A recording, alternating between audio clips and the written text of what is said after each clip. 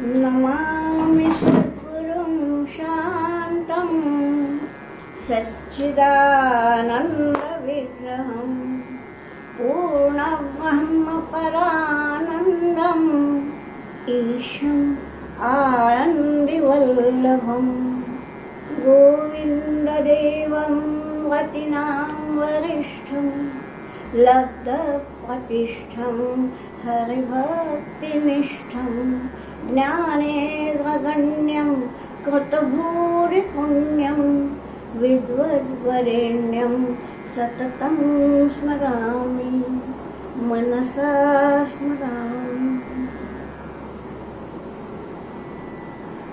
आज हम दूसरे अध्याय के अंत तक पहुंच रहे हैं। आज समाप्त तो हो ही जाएगा ये अध्याय।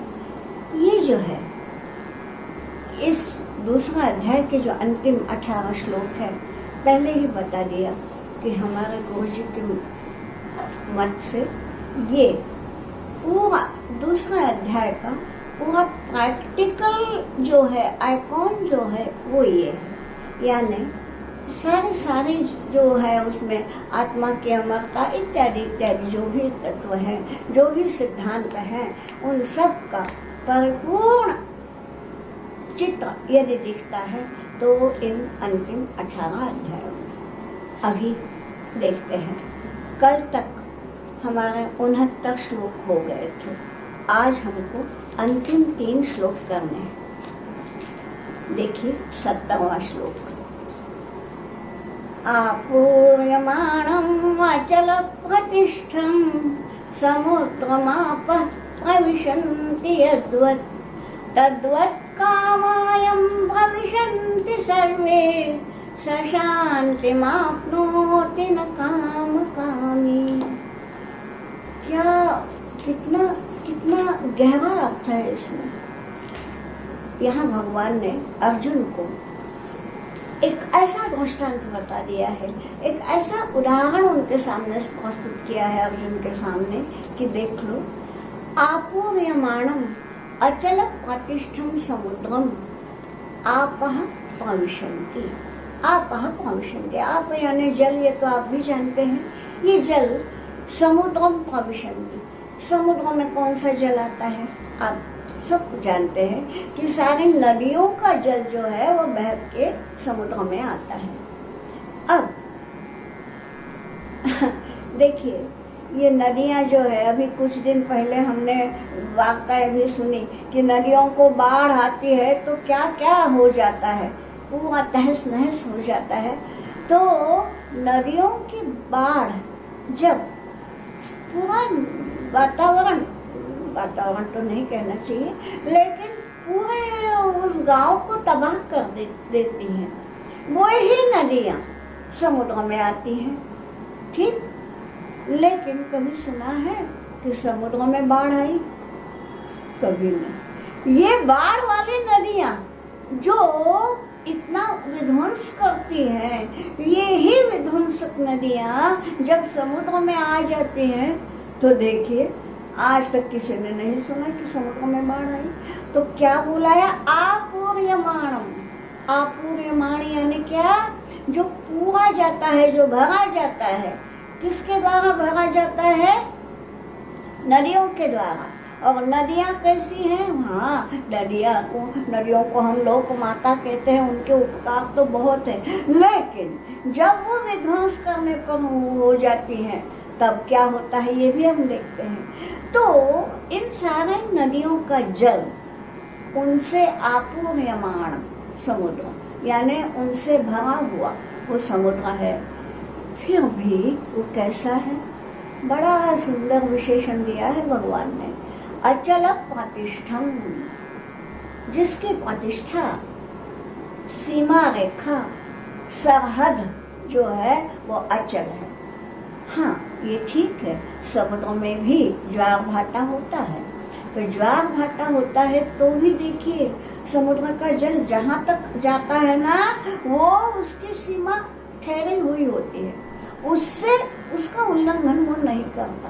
यानी सारी नदियों का जल स्वयं में समा लेने के बाद भी वो अपनी सीमा का उल्लंघन नहीं करता। देखिए क्या उदाहरण दिया है भगवान ने कि यद्वत, यद्वत माने जिस प्रकार आपूर्यमाणं समुद्रम आपः प्रविशन्ति, लेकिन आपः प्रविशन्ति नदियों के प्रवेश करने के बाद भी समुद्र कैसा है? अचल प्रतिष्ठा है, यानी जिसकी प्रतिष्ठा का वही बताती हूँ। प्रतिष्ठा यानी स्टेटस नहीं जो हम सोचते हैं। ज़्यादातर हिंदी मराठी में प्रतिष्ठा का अर्थ वही होता है, स्टेटस नहीं, सीमा। तो समुद्र कभी भी अपनी स्वयं की सीमा को नहीं लांघता, यानी अचल है, अविचल है। इतने सारे नदियाँ मेरे पास आ गए करके वो अभिमान से फूल नहीं जाता, जैसा है वैसा है, माने अविचल है। और एक बात देखिए जो यहाँ गीता जी ने तो नहीं कही, भगवान ने तो नहीं कही, मेरे दिमाग में आती है। देखिए इसी समुद्र से आप सभी जानते हैं, भूगोल तो सभी पढ़े हैं कि वो सूर्य की किरणों से समुद्र की उसका पानी की भाप बनती है, उसी से मेघ बनते हैं। ठीक है, माँ ने सूरज की किरणें समुद्र के जल को सोख भी लेती हैं, है ना? फिर भी कभी सुना है कि समुद्र सूख गया? देखिए जब बहुत ग्रीष्म काल में नदियां सूख जाती हैं, है ना, समुद्र सूखा है, कभी सुना? जबकि निरंतर ये जो हम नमक खाते हैं, ये नमक भी तो समुद्र के पानी का है, यानी ये नमक कैसे पैदा होता है?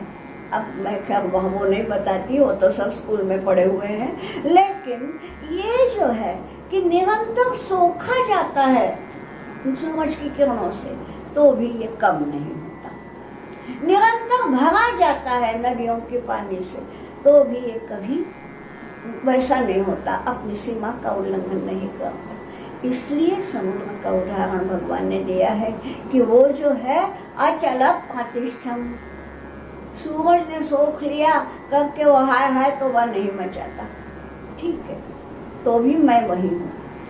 कोई आते हैं, अधिक पानी, अधिक जल, अधिक प्रवाह मेरा पास मिलता है, आओ भाई आपका भी स्वागत है, लेकिन इसके लिए मैं गर्व से, अभिमान से नहीं फूलूंगा। ये जो है इस समुद्र का उदाहरण देके भगवान कहते हैं कि यद्वत, और अगली लाइन का शुरुआत का शब्द है तद्वत। यद्वत यानी जिस प्रकार समुद्र मापः प्रविशन्ति, जिस प्रकार समुद्र में नदियों का जल प्रवेश करता है, तद्वत उसी प्रकार कामायम प्रविशन्ति सर्वे, यम जिसमें, जिसके पास सारे काम आते हैं। यहाँ काम का मतलब कामना नहीं लेना, यूँ तो हम काम यानी कामना ऐसा ही बताते हैं, यहाँ कामोपभोग की वस्तुएं ऐसा लेना, उपभोग की वस्तुएं, उपभोग की क्रिया नहीं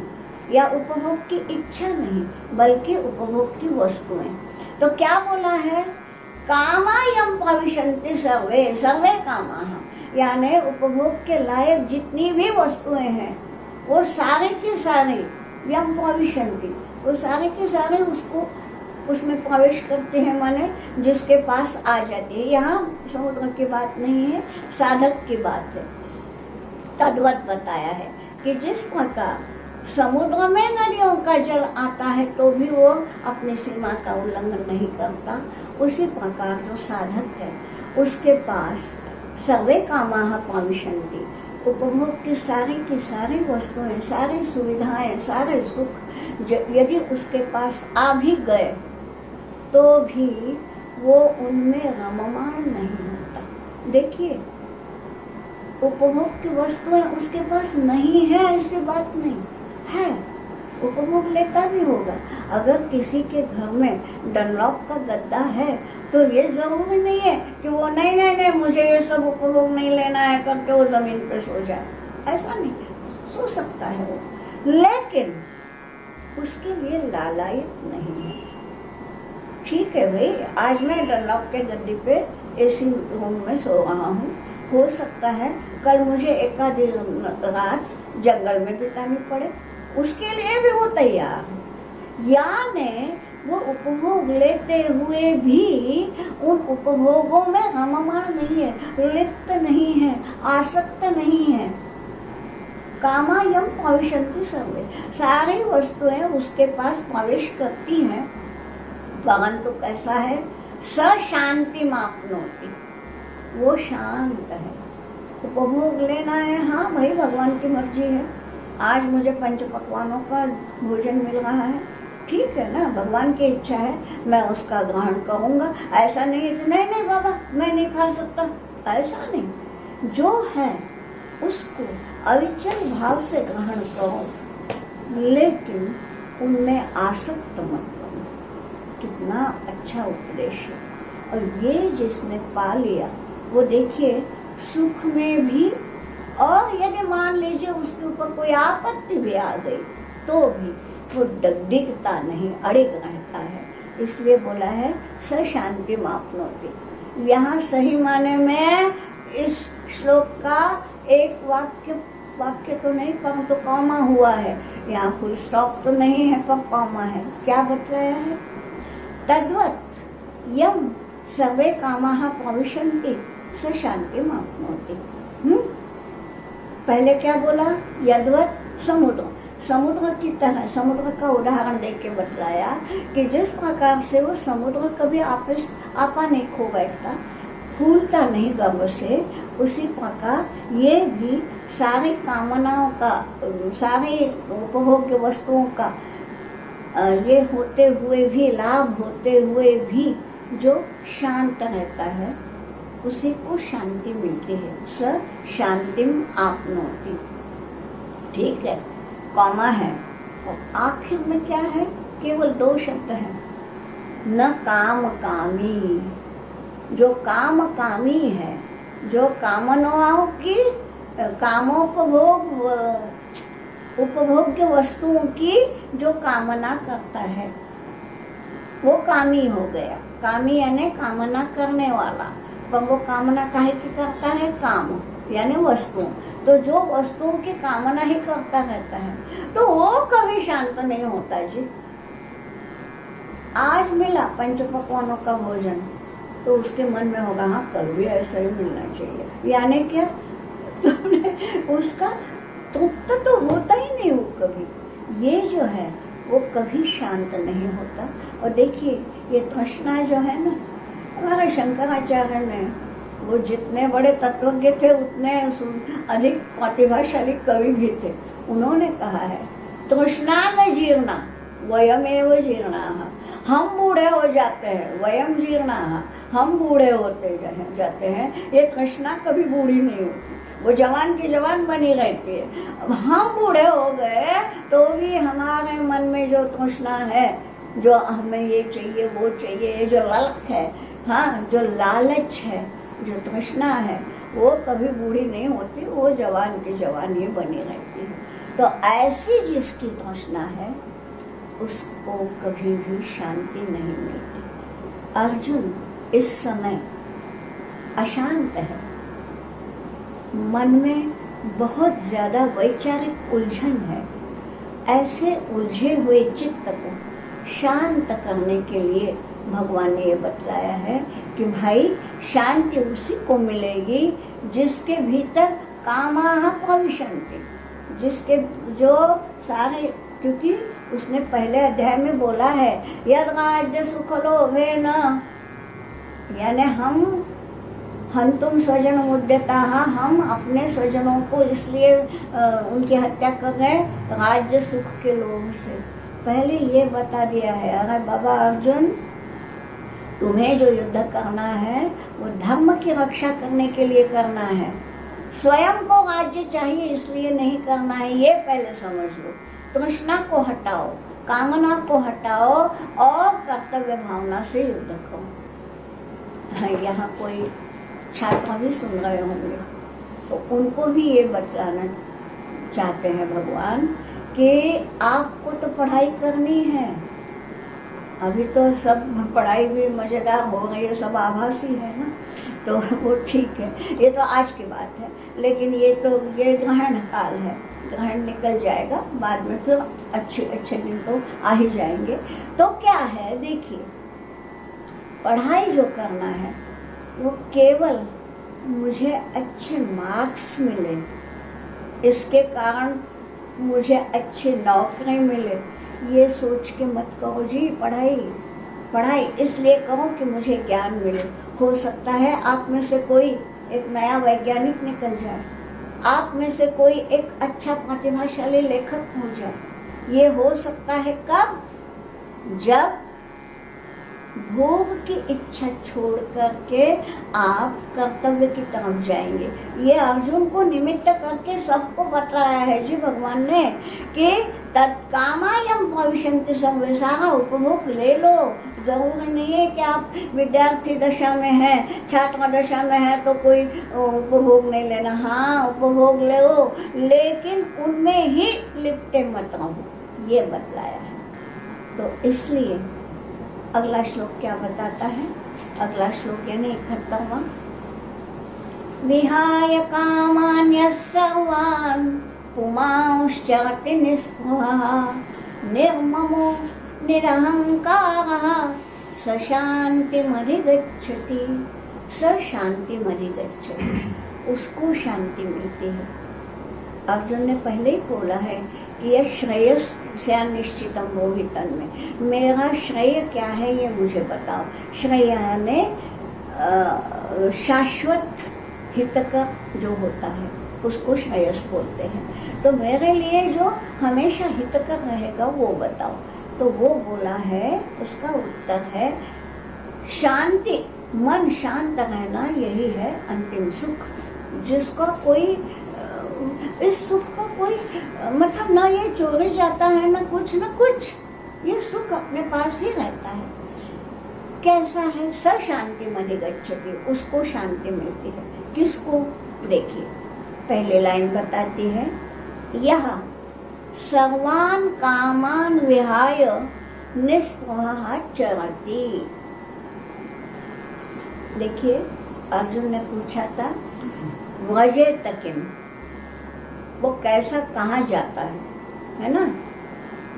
स्थित प्रज्ञस्य का भाषा समाधिस्थस्य केशव स्थितरि किम प्रभाषेत किम आसीत व्रजेत किम।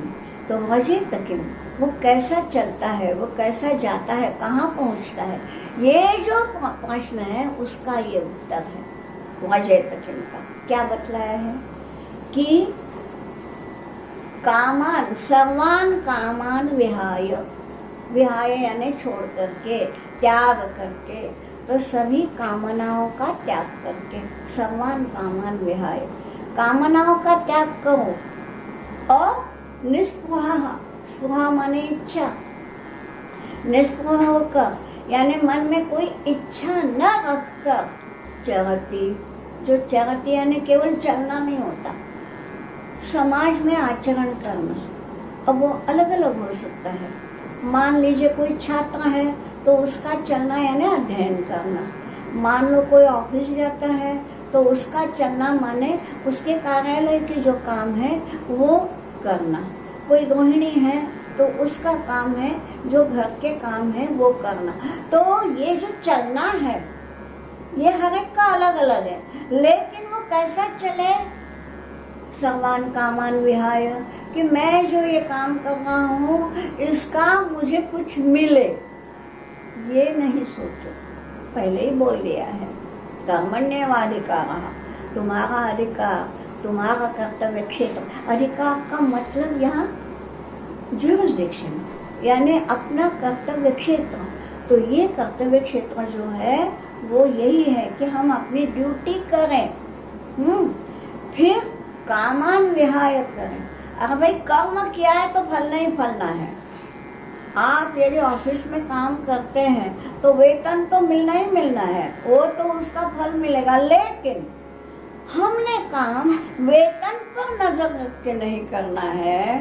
तो मेरा काम किस प्रकार अच्छा हो ये सोच के करना है। कोई अध्यापक है तो उसको भी स्कूल में पढ़ाता है तो वेतन तो मिलना ही है, लेकिन वेतन की तरफ नजर ना रख के जिससे मेरे छात्र सब समझ पाए, इस दृष्टि से अगर वो करता है तो बाकी सारे लोगों से अध्यापक श्रेष्ठ है। मैं इसलिए बोलती हूँ कि नई पीढ़ी का निर्माण एक अध्यापक ही कर सकता है। बाकी सारे लोग अपने अपने ऑफिस में कार्यरत हैं, उनके काम की मैं ये अवहेलना नहीं करती, अपने अपनी जगह हर कोई श्रेष्ठ है, लेकिन अध्यापक जो करता है, अबोध बच्चे हैं उनमें बोध दे करके उनसे आदर्श नागरिकों का निर्माण करता है। देश की सबसे बड़ी सेवा यदि कोई करता है तो एक अध्यापक करता है, नए अच्छे नागरिक निर्माण करता है। तो नागरिक निर्माण ये उसका ध्येय होना चाहिए, वेतन कमाना ये नहीं होना चाहिए। यहाँ बतलाया है कि सर्वान कामान विहाय निस्पृहा चरति, मन में इच्छा ना रख के जो चलता है माने अपने अपने कार्य क्षेत्रों में अपना अपना कर्तव्य निभाता है। कैसा निभाता है, उस समय वो कैसा रहे, निर्ममो। हाँ, यहाँ जो कोई हिंदी भाषावादी होंगे वो बोलेंगे अरे बाप रे, क्योंकि हिंदी में निर्मम शब्द का अर्थ है निर्दय, वो नहीं, निर्मम, मम यानी मेरा, ये कोई मेरा है ये सोच के काम ना करे। होता क्या है, एक कोई मेरा है ऐसा सोचा तो नेचुरली दूसरा पराया हो जाता है ना। गीता जी का पहला श्लोक देखिए, मामकाः पांडवाश्चैव किम कुर्वन्ति, यानी ये धृतराष्ट्र बोल रहे हैं कि ये मामक है, मामक यानी मेरे हैं, मैंने कौरव मेरे हैं, नेचुरली पांडव मेरे नहीं है, ये हो ही गया ना। तो ये भावना मत रखो, निर्ममो, ममत्व की बुद्धि का त्याग करो कि ये मेरा है बोले तो हमारे आसक्ति वहाँ जाएगी और दूसरे की तरफ, यानी ना चाहते हुए भी हम पक्षपाती बन जाएंगे। अब पक्षपात करना कोई अच्छी बात नहीं है, इसलिए बोला है कि निर्ममो और निरअहंकार। अहंकार क्यों, कि मैं अपना कर्तव्य कर रहा हूँ या कर रही हूँ, जो भी है, तो मैं अपना कर्तव्य अच्छे से निभा रहा हूँ, इसलिए अहंकार आ गया।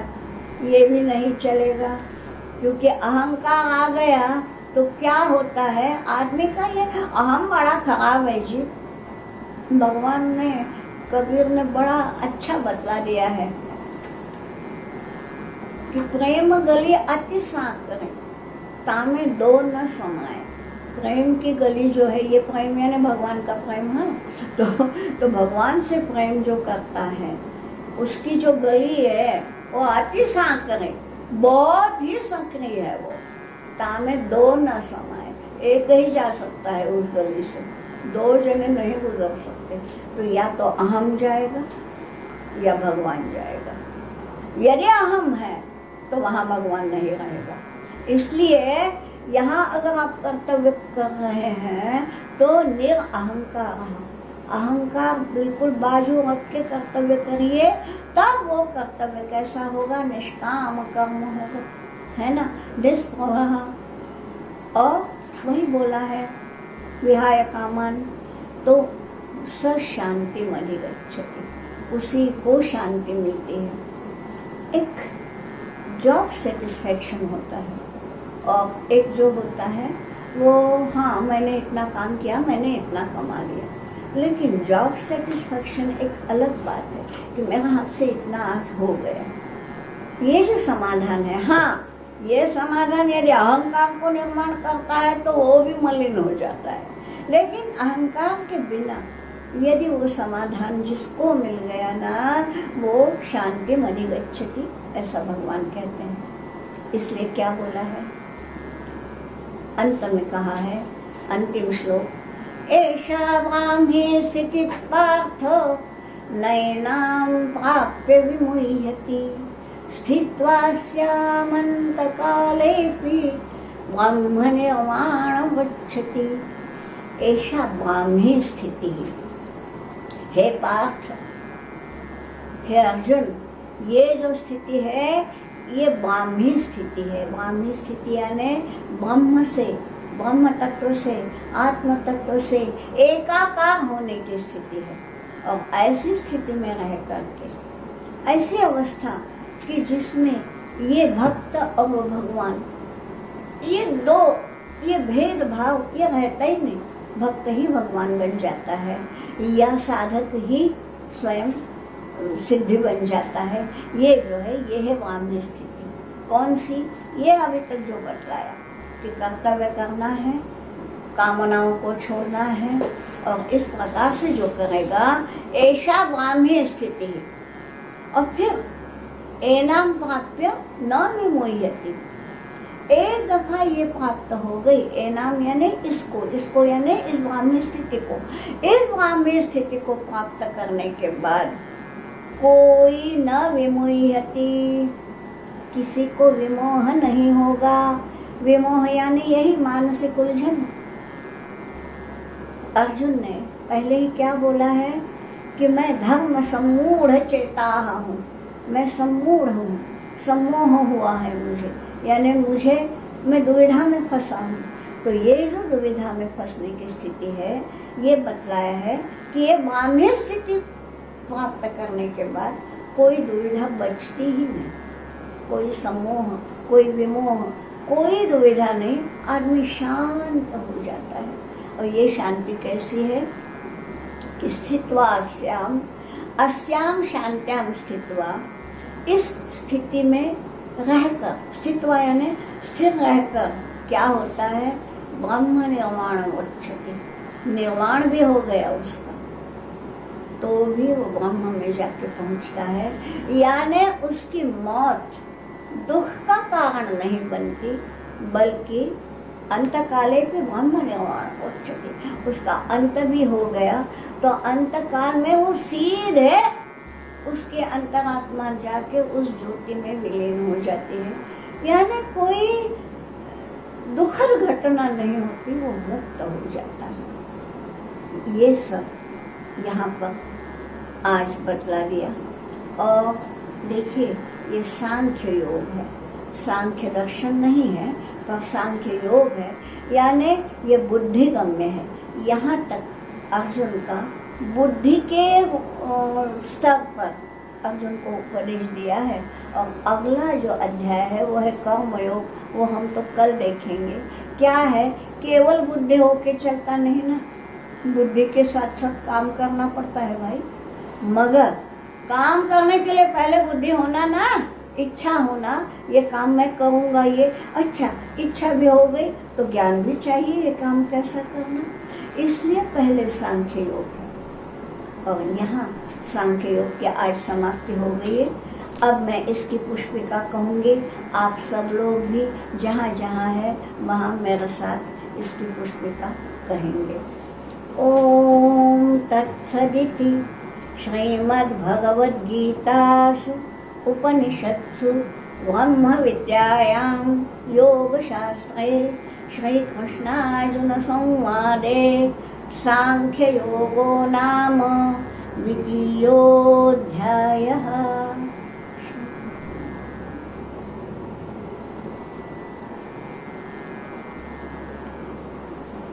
वसुदेवसुतं देवं कंसचाणूरमर्दनं देवकी परमानन्दं कृष्णं वन्दे जगद्गुरुं योगेशं सच्चिदानन्दं वासुदेवं भजप्रियं धर्मसंस्थापकं वीरं कृष्णं वन्दे जगद्गुरुम्।